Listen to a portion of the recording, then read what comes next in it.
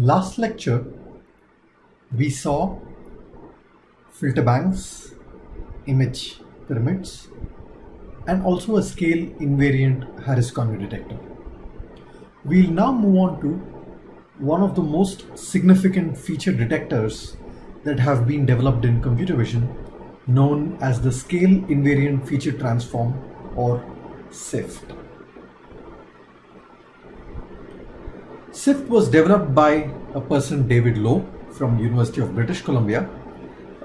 It was developed way back in the late 90s, but by the time it was formally published, it was close to 2004. To this date, it has over, I think, 56,000 or 57,000 citations. That speaks of the impact that it has had on the community over the last decade and a half. The main objective of SIFT is to transform image data into scale invariant key point coordinates. So once again, very similar to Harris-Conway detector, our goal is to extract key points from images, but we're going to go one step further now. In addition to detecting those key points in the images, we also want to find an effective way of describing those key points. A simple way of describing key points that we've seen so far is x, y, which is the coordinate location of that key point. Maybe you can add a scale just such as a sigma that we saw in the previous lecture. But now with SIFT, we're going to talk about a full-fledged feature descriptor that describes the local characteristics around that particular key point. SIFT is fundamental to many core vision problems and applications, including recognition, motion tracking, multi-view geometry, so on and so forth. For many years, until deep learning became popular, SIFT was extensively used for simple object recognition in images.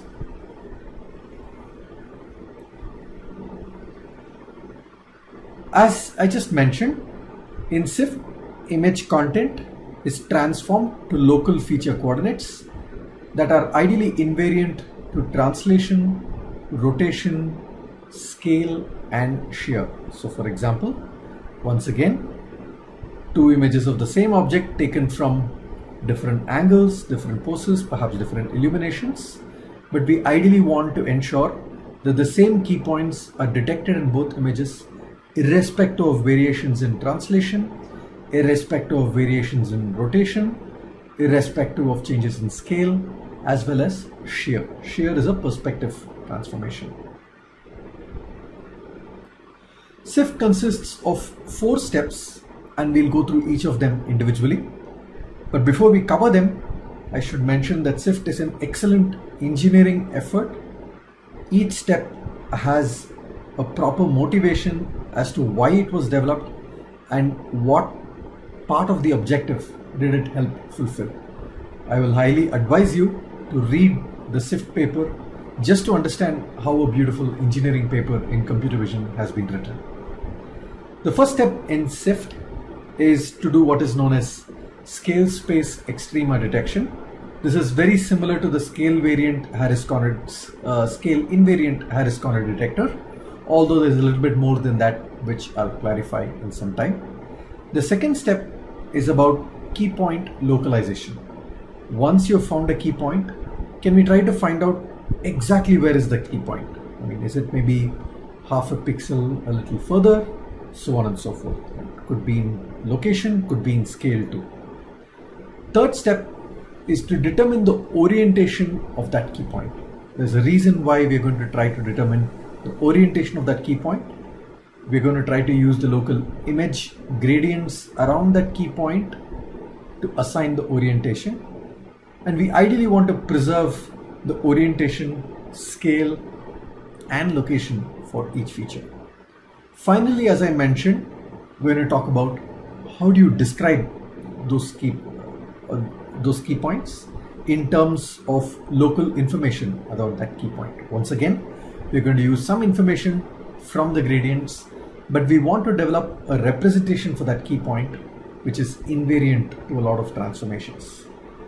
Why do we need a representation? Remember that we said that if you want to match two images and stitch them together, we need to compare key points in first image to key points in the second image. Having a representation allows you to compare. Otherwise, you would not be able to compare just coordinate locations because they may be very different in the two images.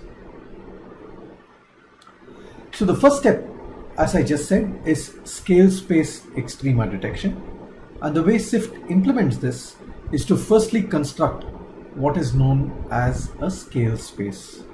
A scale space, as shown in the diagram here, is simply taking an image, convolving it with a Gaussian, that's one image, then convolving it with k times sigma, so you have another Gaussian with k times sigma, that's another image, but the size of the image stays the same, it may only be more blurry.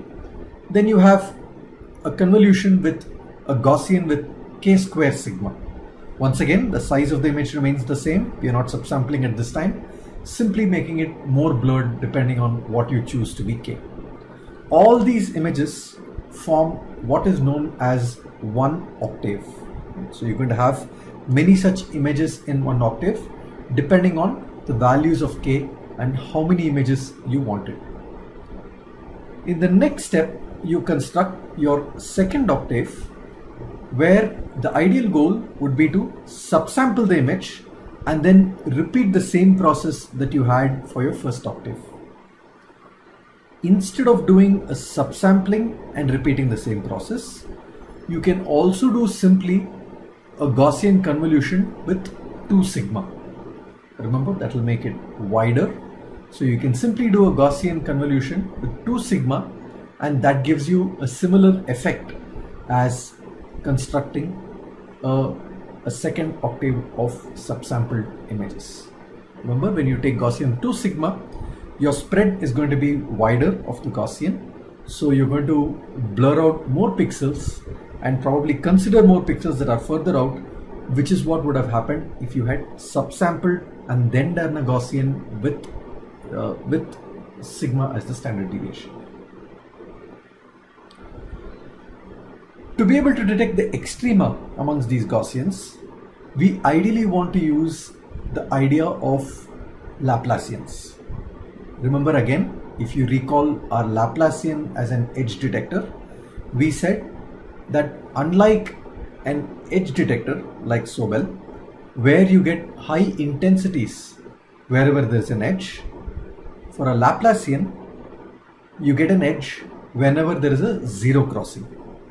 Please go back and refresh your lecture on Laplacian. We said whenever the Laplacian assumes a zero value and it's surrounded by some intensities, you can assume that there is an edge information there. So we ideally want to use a Laplacian to be able to obtain the information of corners and edges in the image. But remember, we spoke about it last lecture that a Laplacian can be implemented as a difference of Gaussians. So which means all these Gaussians that you have in the first octave, remember, one of those images would have been g of sigma, one of them g of k sigma, g of k square sigma, so on and so forth. Those are the filters. You would have ideally convolved your input image with each of those filters.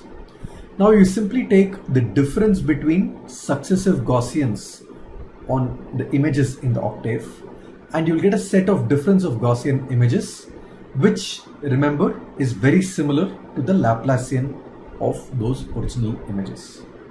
So you construct these difference of Gaussian images in each octave separately.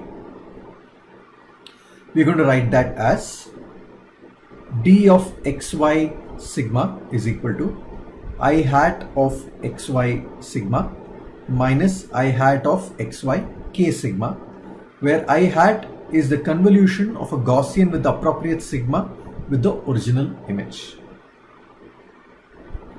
We're just writing mathematically whatever we described so far.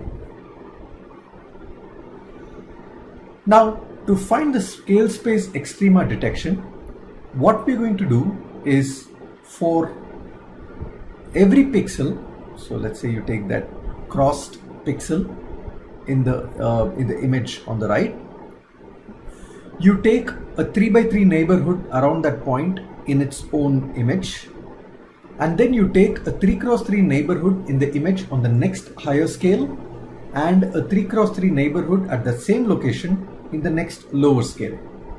With this, you'll have a set of total 27 pixels, and 9 pixels on the top on the higher scale, 9 pixels on the bottom scale, and 9 pixels in the appropriate scale, including the pixel at the center. So you have all of these pixels given to you.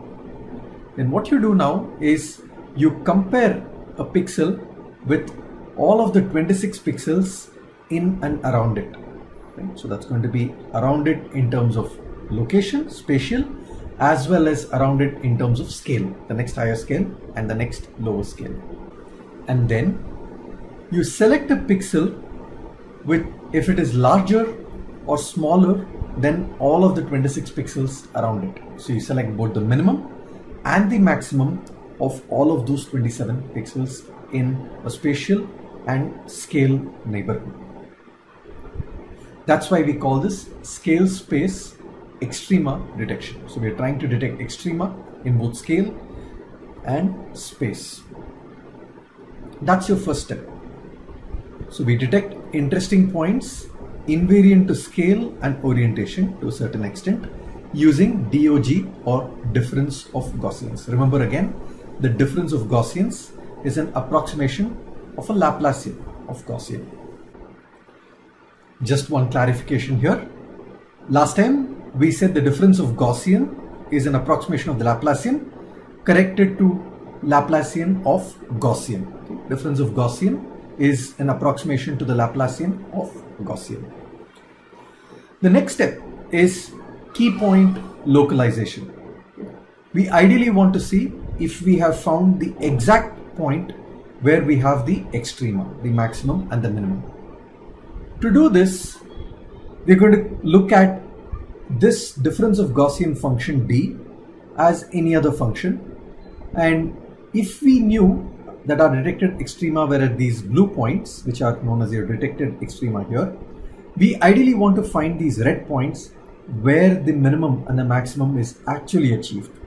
So it means that minimum and maximum could be achieved in between two coordinate locations or in between two scales that we considered in the experiment so far. How do we find this? The way we find this is we're going to consider a Taylor series expansion. Given an S0, which is given by X0, Y0, sigma naught, and a delta S, which is given by delta X, delta Y, delta sigma.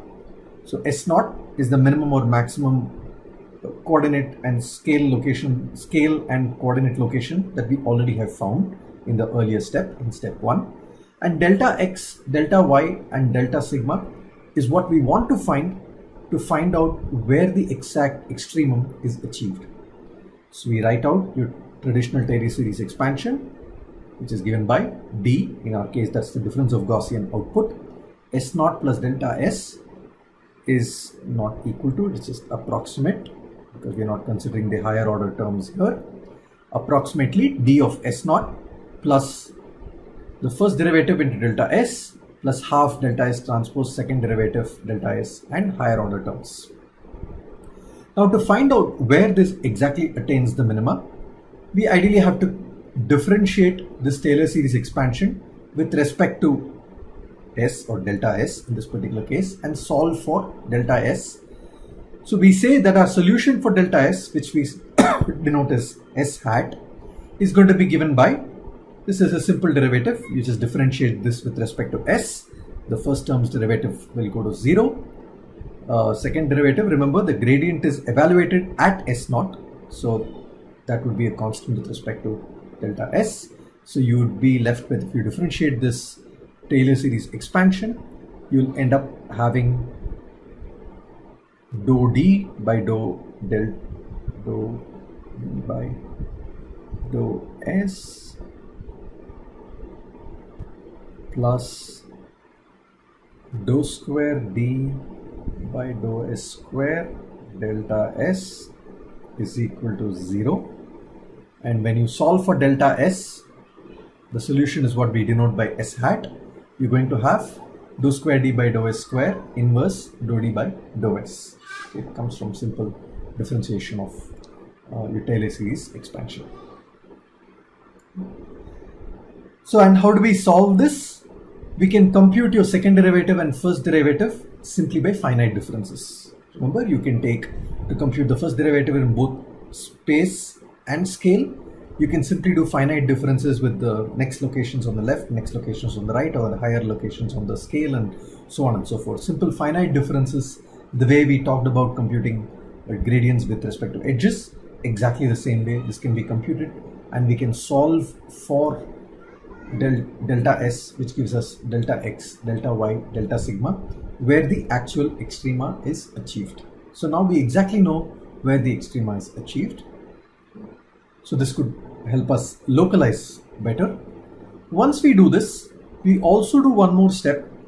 We also want to now remove all points which have low contrast and all points which are edge points, because if they are edge points, they are not useful corners, as we already talked about it in last lecture. How do we remove low contrast points? We remove low contrast points by simply saying that if d at s hat, which is that new location, is smaller than a certain value, 0.03. If that value is small, we're going to say that it has the difference of Gaussian output there is very small, assuming of course that your image values have been normalized in a certain range. We're going to say that the value is too small and we can actually reject it and not consider those points for future processing. How do you remove edge points though? This should ring a bell, using a very similar approach like the Harris corner detector. However, David Low in SIFT takes a slightly different approach and uses a Hessian of your D, which is your difference of Gaussian output again, instead of using an autocorrelation. So there have been other people who have also extended the Harris corner detector to use corners based on the Hessian. SIFT uses that kind of an approach where the Hessian of D, which can also be looked at as the curvatures, the Hessian effectively is the second derivative effectively captures the curvatures. So the Hessian, which is your pairwise second derivative matrix, gives you an idea of curvatures in different directions, or the changes in different sharp changes in different directions. So the eigenvalues of the Hessian are also good estimates to understand corners.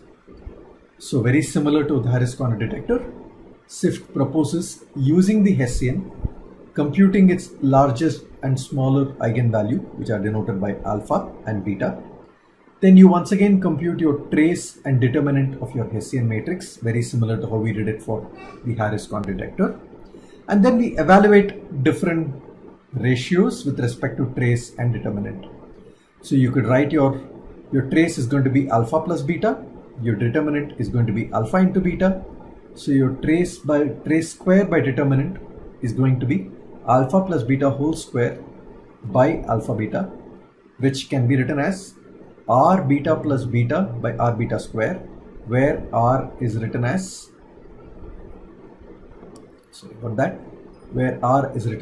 alpha by beta.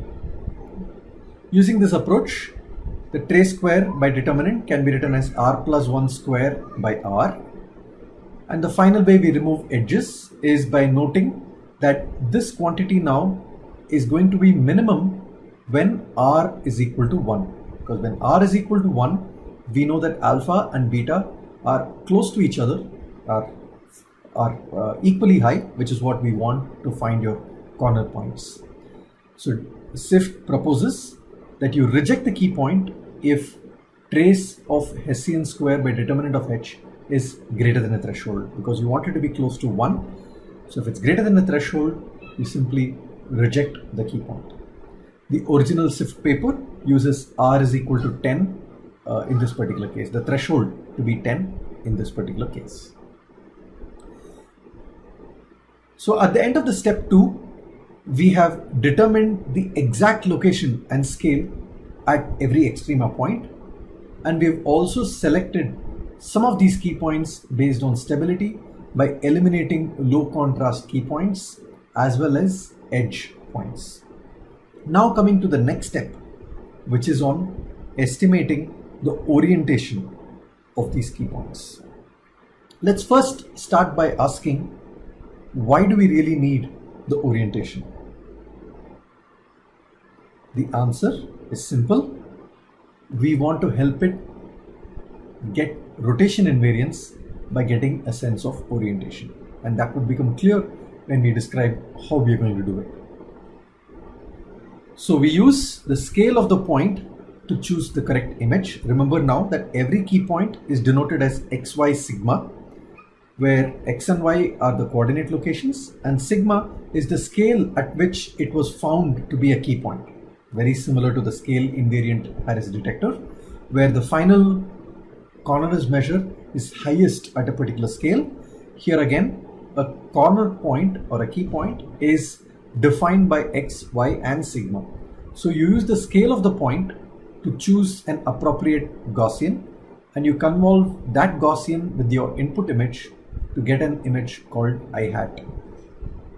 Now you compute the gradient magnitude and orientation using a simple finite differences method for the I hat image.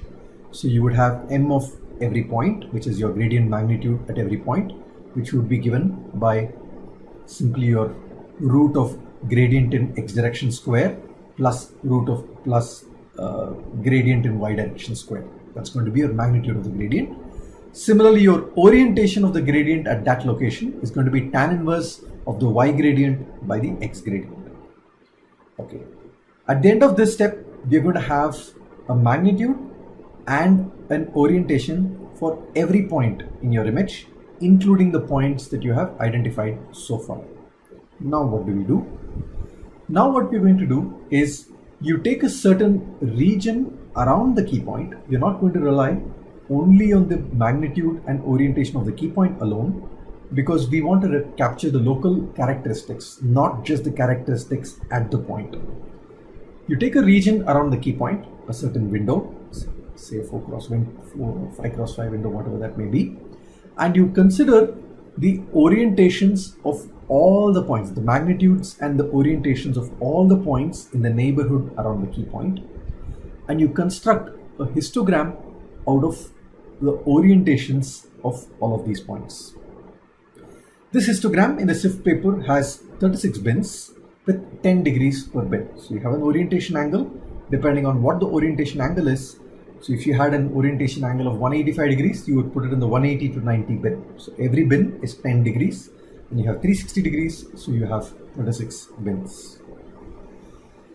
The SIFT paper also recommends a few heuristics to improve performance here, to say that the histogram entries are weighted also by the gradient magnitude. If the gradient magnitude is high, that weight in the histogram in a particular bin is increased, and if the gradient magnitude is low, that weight in the bin for that point is reduced. And it also has a Gaussian function with sigma equal to 1.5 times the scale of the key point. So if you are at a key point, you place a Gaussian on top of the key point with and then you with a certain sigma, and then you look at and that sigma is given as 1.5 times the scale of the key point itself, and then you look at if a particular point in the neighborhood that you're considering is farther away, then it contributes lesser to the histogram, and if a certain point is closer to the key point, it contributes more to the histogram. These are some heuristics that we used to improve performance.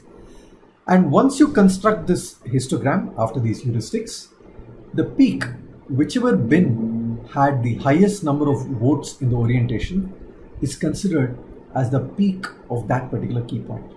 Once again, keep in mind here, although we call it the peak of that key point, the peak is decided by the local characteristics of the key point rather than the point alone.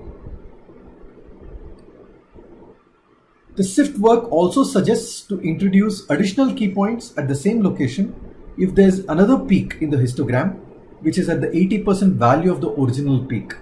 If there were other such peaks, then you introduce another key point in the same location with a different orientation. So it's possible to have two key points at the same location with different orientation which gets more robust results. Here are some visual illustrations of how this works. Here is an input image. The first step is about capturing the extrema of the difference of Gaussians. So you can see here that each point also has an arrow. The arrow denotes the orientation of the key point, and the length of the arrow denotes the magnitude of the gradient at that key point. So you can the base of those arrows are the actual key points.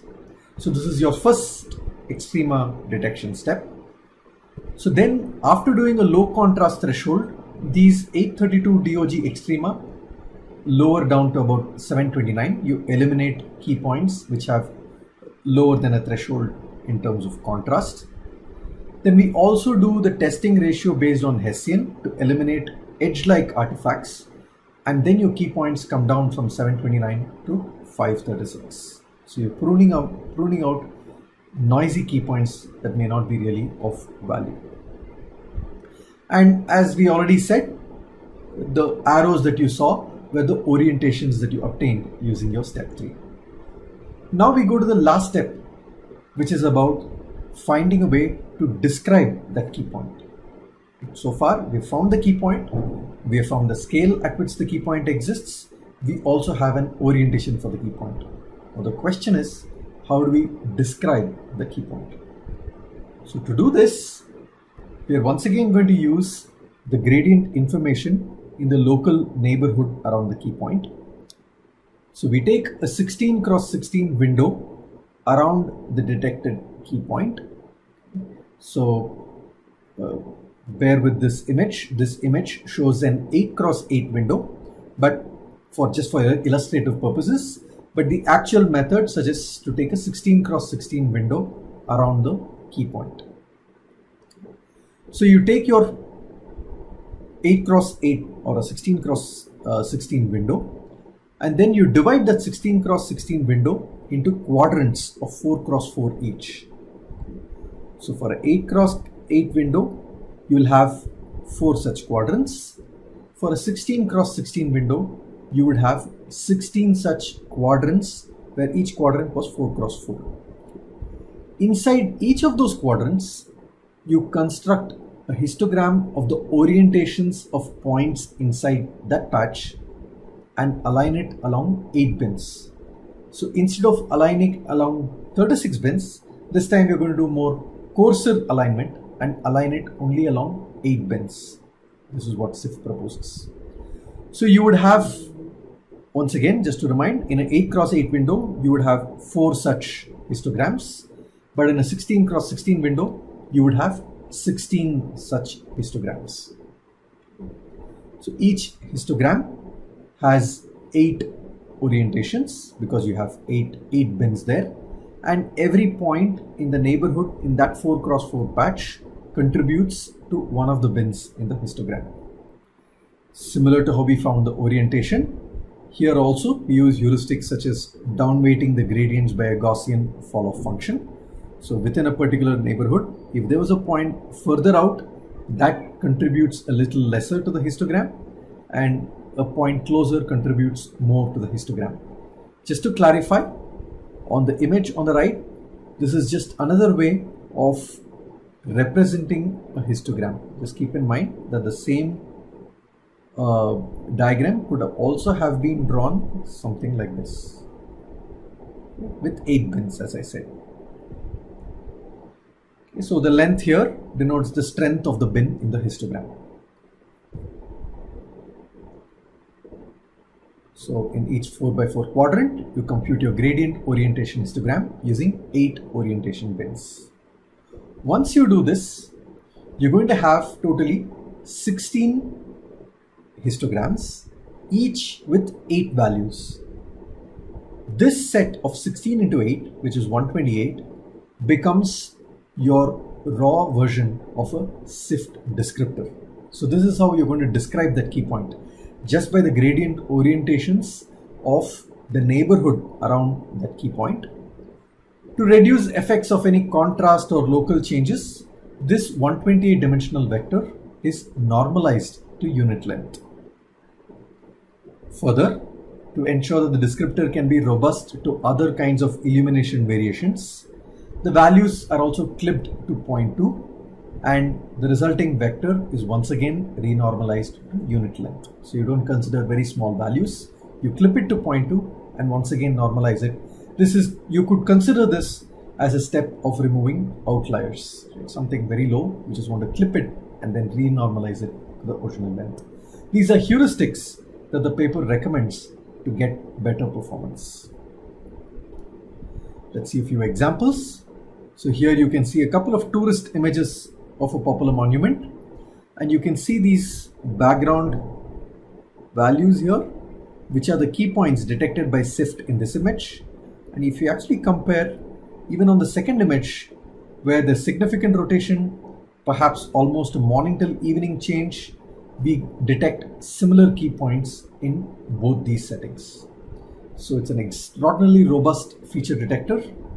It handles up to about 60 degrees of changes in rotation. It can also handle a good amount of changes in illumination, and it's also pretty fast and efficient, can run in real time. There's a lot of code available for people wanting to use SIFT, and SIFT, as I already mentioned, has been used in many vision applications since it was initially proposed in the early 2000s. Here's another challenging example of images from the Mars rover, and we ideally want to see, this is a practical application where when the Mars rover takes images of different scenes, since there's no human there, it would be good to understand which scenes actually match with each other so that we know which part of Mars is the rover currently going on. But then because the scales and the angles may be different in these images, matching becomes a little hard. So this particular example, although these two images look very, very different, a SIFT matching between these two images finds some features which are actually have very similar descriptors in these two images. Now you could match these two images to say where the rover was with respect to a broader scene on the landscape. Here are more examples. So SIFT is fairly invariant to geometric transformations such as scale, translation, and rotation. It's also reasonably invariant to photometric transformations such as changing in color hues, because we largely rely on gradients more than the pixel intensity itself. One of the popular applications that SIFT can be used for, as we started the last lecture with, is image stitching, where you find SIFT key points in both of these images and then match descriptors and find out which key point has gone to from image 1 has gone to which key point in image 2. And once you find these matching key points, you can solve for a system of equations to find the transformation between two images. And once you find the transformation between two images, you can stitch them together to make a panorama. This part of it we will talk about a little later when we talk about image matching. So here's an example. You detect feature points in both images, then you find out using the descriptors that you get from SIFT. Remember, every key point is going to be represented by a 128 dimensional vector in case of SIFT, and you try to match the 128 dimensional vector here with the 128 dimensional vector here. If the vectors match, you know that that key point matches with that key point in the second image. Once you do that, you can align the images and place them one over the other. If you want to know more about SIFT, there are plenty of resources online. David Low has an excellent paper, as I already mentioned. Please do read the paper. There are also Python tutorials. The Wikipedia entry is also fairly informative, as well as an open SIFT library. Before we conclude this lecture, we are also going to look at variants of SIFT that have been developed, at least a few variants that have been developed since SIFT was developed. One of the most popular improvements on SIFT is known as SURF, stands for Speeded Up Robust Features. And what SURF does is takes the pipeline of SIFT. So you could now write the pipeline of SIFT as construct the scale space, take difference of Gaussians, locate the DOG extrema, find the subpixel localizations of those key points, then filter the edges and low contrast responses, assign key point orientations, build key point descriptors, and then use those features for whatever we want. That's the pipeline that we just finished discussing. So one of the improvements that SURF comes up with on top of SIFT is, instead of using difference of Gaussians and finding the extrema, they use what are known as box filters. These are also known as Haar filters. We'll talk about them on the next slide.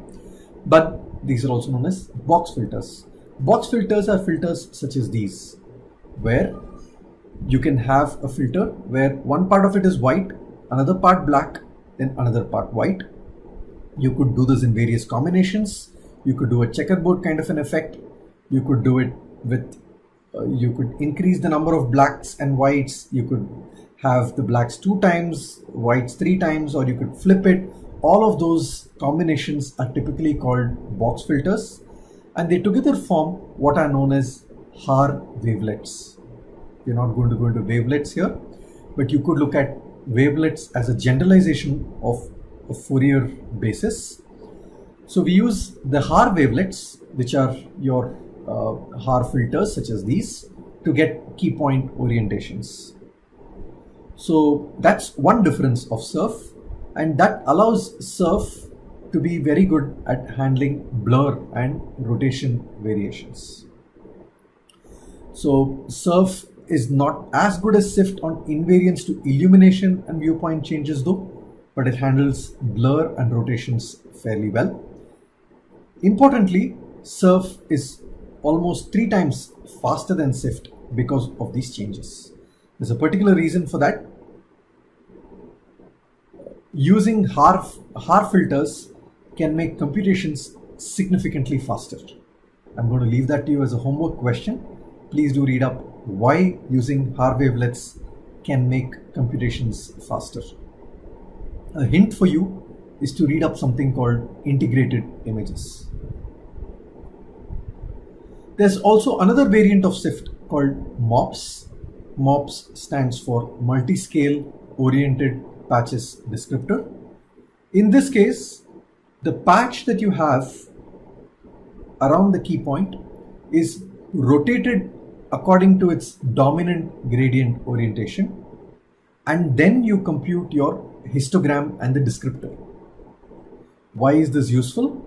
By rotating the patch to its dominant gradient orientation, you are ensuring that all key points have a canonical orientation which is same. So if you rotated a particular artifact in image 1 and image 2, because the orientations would be different, when you canonicalize them, they both would end up getting the same descriptor in both of these cases. That's the idea with a multi-scale oriented patches descriptor. Finally, there's also an approach called gradient location orientation histogram, or GLOH, which is a variant of SIFT that uses a log polar binning structure instead of using quadrants. This particular approach, so as you can see here, has about 17 spatial bins and has about 16 orientation bins, where in each concentric circle there are 8 of them. So you have 16 orientation bins instead of SIFT where you had 8 orientation bins in the final step. So because of this, the representation here becomes 272 dimensional. It has 17 spatial bins and 16 orientation bins. So 17 into 16, 272 dimensional. And to make it computationally efficient, this method then uses principal component analysis to reduce the 272 dimensional descriptor to a 128 dimensional descriptor, which is actually used for as the descriptor using this particular method. That concludes this lecture. Please read section 3.5 of Seliski's book. For more information on SURF, there are OpenCV Python tutorials as well as an entry on Wikipedia, which is informative again. Please also look at other links on respective slides to be able to understand further. a couple of questions to take away other than why R wavelets are fast to compute is which descriptor performs better, SIFT or MOPS? Think about it. Why is SIFT descriptor better than the Harris-Conway detector? The answers to these questions are in the lectures itself. That's going to be your hint. And here are other references to take away.